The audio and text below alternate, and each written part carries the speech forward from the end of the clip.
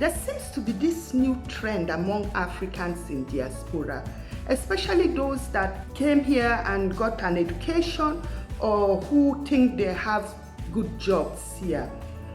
They go around rebuking women for having many children. Very often I come across such remarks in forums and also other places where you find women saying African women are lazy, all they want to do is have children, all they want to do is live on welfare, produce children, they don't want to work, they don't want to take care of their children. Now, if you are one of those people that make such comments, you have to stop those comments because you are really on the wrong track. If you are making those comments, you have absolutely no idea of the kind of weapon population is in politics. I have to say this, you are really ignorant about it. And I'm going to explain to you how very important these many African children are for us in diaspora. Hello and welcome to Afritrida. If you are new here, please subscribe to my channel and click the notification button because I often make videos about topics that are really pertinent to Africans in diaspora. Now, my videos aren't really videos for entertainment, but I try to really address topics that are important to immigrants in diaspora. So if you are here hoping to be entertained, I'll have to disappoint you. But I'm here to prove with facts why it's so important for us as immigrants to have many children in diaspora. Let's start first from the Bible. When God went to Abraham and said, "Go to this land I will show you. I will make of you a great nation. You will overtake the land." How often did God repeat this promise? How often do you read it in the Bible? So often.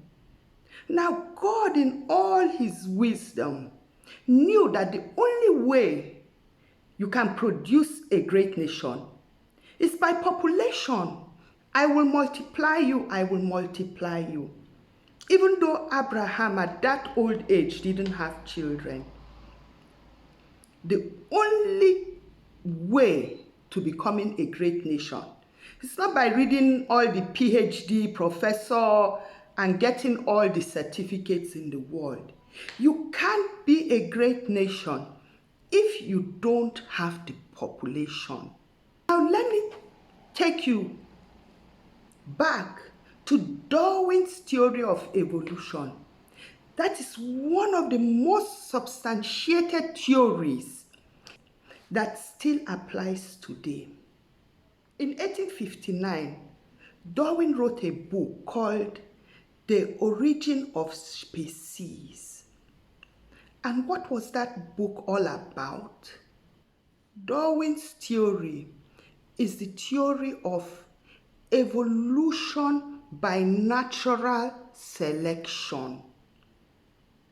That only those species that are the fittest will survive. And that for species to survive, they have to adapt to their environment to be able to survive in that environment. And so he came up with this survival of the fittest. And this theory from Darwin has been supported by many scientists along the line. These scientists believed that the superior human race will survive.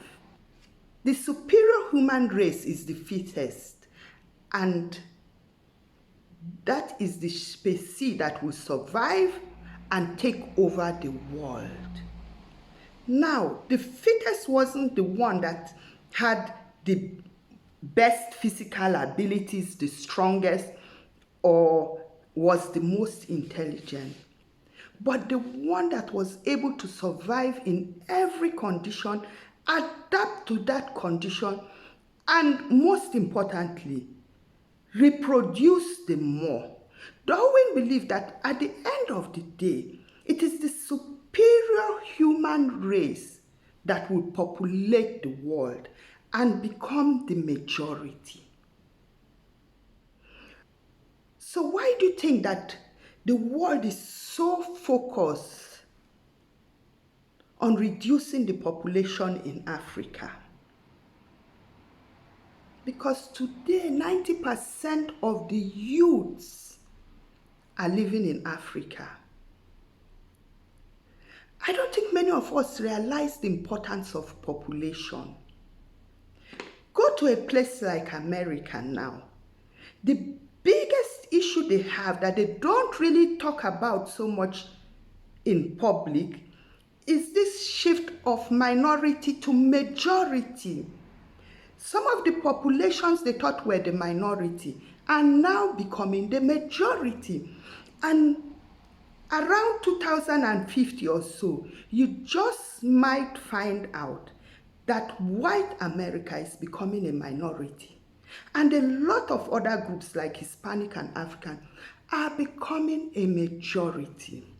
And when you become a majority, you become a force to be reckoned with. Even other scientists like Herbert Spencer talked about the preservation of the favored race. Get that word? The favored race. Now just imagine, Darwin's theory came out in 1859. And when did we have slavery? In 1619, the first slaves started to arrive in America thereabout. So what does that show us? The white race realized very early that population is the key power to dominating the world. And they started sending out their tentacles to Africa, to other places, taking slaves for manpower and forming colonies. But what they didn't reckon with was that the slaves will multiply. They felt that under those harsh conditions that slaves were exposed to, they will have a very short life expectancy, use them as tools to, boost their economy, and that those slaves will die away. But see how favored this race was. See how favored the slaves were. Let's use their own words. How favored they were that they didn't die, but they multiplied. Now look at us here in diaspora. Some of us were lucky we came here on the easy way as students. Even coming as student is not easy again. Because to come as a student here, not only do you have to learn the language, but you have to have a considerable amount of money in your account or someone to vouch for you. So see, a lot of us came here. We exposed ourselves to dangers. For God's sake, people are dying on the sea every day. Our people are dying. Children are dying on the sea. The oceans are becoming burying grounds for our people. Some parents are in Africa, they don't even know their children died on that sea. So for those of us that came here, don't we want to turn ourselves into a favored race by adapting to this environment and surviving? And to show that we can survive as the fittest, we have to reproduce successfully. It's not only about the degrees you have. It's not about the top job you have. The African race here in Europe, we have to change from being a meaningless minority to a majority, a force to be reckoned with. For goodness sake, stop telling women to stop having children. Stop being ignorant. Even if you go to the bees in their colony, they have their jobs. The queen bee, the workers, everybody has their function. Don't be so ignorant to think that because you are here, you are a doctor or a lawyer, you have a PhD, that you are the African contributing more to the well-being of Africans. I'm telling you, that mother there having many children, she is the one giving the force to Africans. Those of you out there, I'm still going to make a video about Africans representing us here. Those of you that are out there thinking you are the voice for Africans, what is the use of your voice if it is not representing a people? So stop this mockery and this looking down on women that have many children. Those are the ideas that the white man has filled into your head because they are trying to be the superior race. They are trying to survive more than us. And this is not just some kind of careless talk. History has shown so often how the white man has tried to extinguish races they felt were inferior. So we're not going to fall for that stupidity. We have our Bible and we have their theories of science that they themselves brought out for us. Look at it from this aspect. Right now, any African being given any post or elected into any political position, you are not being elected there because they feel you represent any force to reckon with. No, they are just electing you there as a kind of statistic to show that yes, we are not racial, yes, we are like multiculti, we embrace everybody, we give equal opportunities. So having a black man or woman sitting in a political post or being a member of any board or anything is just like to kind of show to the world that they are not racist. And the best way to show it is to have a black man or woman sitting there, because then it's so obvious. You know, everybody looks there, white people, bam, a black face, sure, yeah, okay. If a black man can be sitting there or woman, then they are not racist. But you are not representing any force to reckon with because you don't have the majority. You have an extreme minority, and not just a minority, but a very scattered minority. Because Africans come from different countries, unlike what most Europeans think here. We all have our own culture, our own tribes, and so they don't reckon with us. It starts from everywhere. Go to the shop. The more Africans we have here, the more products you will find suited to Africans. A day will come, you will enter every supermarket and find all the things you need to cook in your African kitchen. They don't have the beauty products suited to Africans because we are not a majority or a big enough minority to reckon with. A day will come that people will be looking for Africans to employ in the banks because Africans come there, Africans have money to put there, in the hospitals, everywhere. But that can only come if we make this shift from minority to being a bigger minority, or even, God knows, one day a majority. Because we will not die, but we will multiply. Please, my brothers and sisters, stop telling women to stop producing children.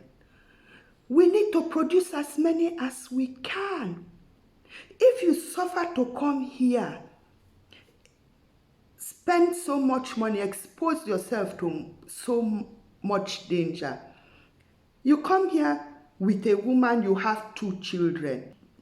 You have not increased the population. In fact, one of your children might decide to leave to another country. We have to increase our population to become a force to reckon with. Now, this is not everybody's calling, and not everybody can do it. But just as I said, just like the bees, if you have your own calling or duty in the African community, if you are very educated and you don't have the opportunity to have so many children, then bring that into our society and encourage and support the African children. Encourage these women giving birth to these children. Help these children to become something in this society, not to sit back in your cozy home, being the 1 or 2 black person representing Africans somewhere and feel you have arrived. Because at the end of the day, you are just an African for them, like every other African. So a shout out there to all Africans that are increasing our population. A tree does not make a forest. Continue to increase our population. The more we are here, the better chances Africans have of coming here. The better chances our children have in the school. Some of you that have good jobs, high qualifications, you get the shock of your life when you start putting your child in the kindergarten, and then the problems start coming. Other children are calling your child black. Your child is exposed to racism. You have all these issues in school. Then you sit back and ask yourself, but I thought I was educated. I thought I fit into this society. That's because you didn't face the reality of the situation we have here. If you've been one of those people making such derogatory remarks, telling women don't have children is to train them and all that stuff, cut it out. You are not doing us Africans a favor. To all those women out there having those children, as a mother of 11, I know it's not easy raising a lot of children. It's like on a battlefield, but we can do it. And we can make these children to have great futures here. And don't let anybody tell you that it's their taxpayers' money. Your children are the ones to pay their pension tomorrow. You may be one woman not working or just working part-time or earning less because you have children. But if you train your children well, they are the ones to pay their pension tomorrow. So don't let yourself be brought down by such comments. Continue to have those children. Continue to train those children. They are what we need. They are so vital to show us as what we are, a favored race. So thank you for watching this video. Think about what I've said, let it sink in, and share this video with other African mothers and fathers to motivate them and let them know they're on the right track. Peace.